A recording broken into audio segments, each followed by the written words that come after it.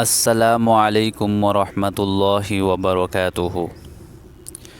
میرے پیارے دوستو، ایک بات ذہن میں رکھیے، ایمان بن دیکھے ماننے کو کہتے ہیں، اس لیے اس کی قیمت بہت زیادہ ہے، اور ایمان میں شک بہت بری مرض ہے۔ نبی اکرم صلی اللہ علیہ وسلم نے دعا مانگی تو شرک سے بھی پہلے شک سے اللہ کی پناہ مانگی۔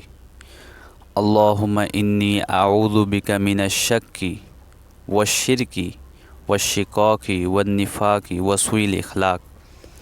اے اللہ، میں آپ کی پناہ مانگتا ہوں شک سے اور شرک سے اور مخالفت سے اور نفاق سے اور برے اخلاق سے۔ تو دیکھیے، شک اتنی بری چیز ہے، اس لیے قرآن پاک کی ابتدا میں فرمایا ذالک الکتاب لا ریب فیہ، یہ وہ کتاب ہے جس میں کوئی شک نہیں۔ اس کے بعد فرمایا ھدی للمتقین، کہ متقیوں کے لیے ہدایت ہے۔ اس لیے اگر کسی بندے کے دل میں شک ہو تو اس کو قرآن سے بھی فائدہ نہیں ہوتا، کسی بات سے بھی فائدہ نہیں ہوتا۔ یہ شک ایمان کو اس طرح ضائع کر دیتا ہے جس طرح سرکہ شہد کو فاسد کر دیتا ہے۔ عورتیں آپس میں بات کرتے ہوئے کہتی ہے، کیا پتہ آگے کیا ہوگا۔ یہ جو شک کی بات ہے یہ بہت خطرناک ہے۔ بھائی، کیوں پتہ نہیں؟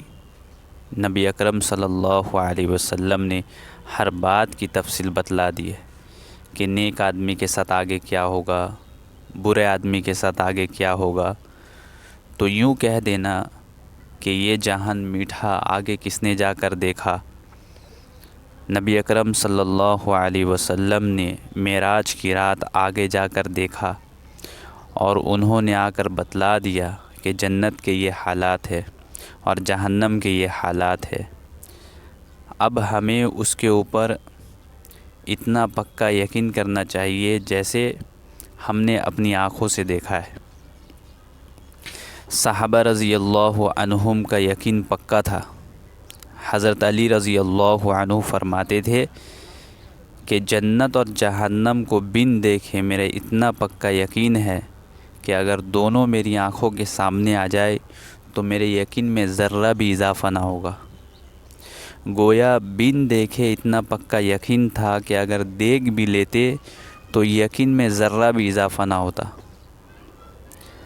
ہمیں ایمان میں اتنا پکا ہونا چاہیے کہ ہم کہیں کہ ہم ان چیزوں پر اتنا یقین رکھتے ہیں کہ جیسے بات کرتے ہوئے ہمارے پاؤں کے نیچے زمین ہے۔ اتنے یقین کے ساتھ ہم کہیں کہ ہم اللہ کو، اس کے رسولوں کو، کتابوں کو، فرشتوں کو، قیامت کے دن کو مانتے ہیں، تو یہ ایمان کہلائے گا۔ یہ جو ڈھیل مل یقین ہوتا ہے، ایسی باتیں نہیں کرنی چاہیے، کیا پتہ آگے کیا ہوگا۔ کیوں پتہ نہیں؟ نبی اکرم صلی اللہ علیہ وسلم نے ہر بات کی تفصیل بتلا دی ہے، اس لیے اب شک میں پڑنے کی کوئی ضرورت نہیں ہے۔ امام اعظم رحمۃ اللہ علیہ سے کسی نے پوچھا کہ کیا آپ مومن ہیں؟ انہوں نے فرمایا انا مؤمن حقا، میں پکا مومن ہوں۔ امام شافعی رحمۃ اللہ علیہ سے سوال کیا گیا تو انہوں نے فرمایا انا مؤمن انشاءاللہ، میں مومن ہوں انشاءاللہ۔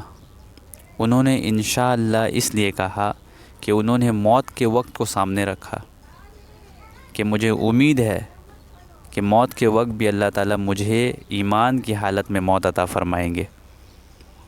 مگر امام اعظم رحمۃ اللہ علیہ کی بات زیادہ ٹھوس، زیادہ پکی ہے۔ ہم سے جب بھی کوئی پوچھے ٹھوس بات کرنی چاہیے۔ کیا آپ مومن ہیں؟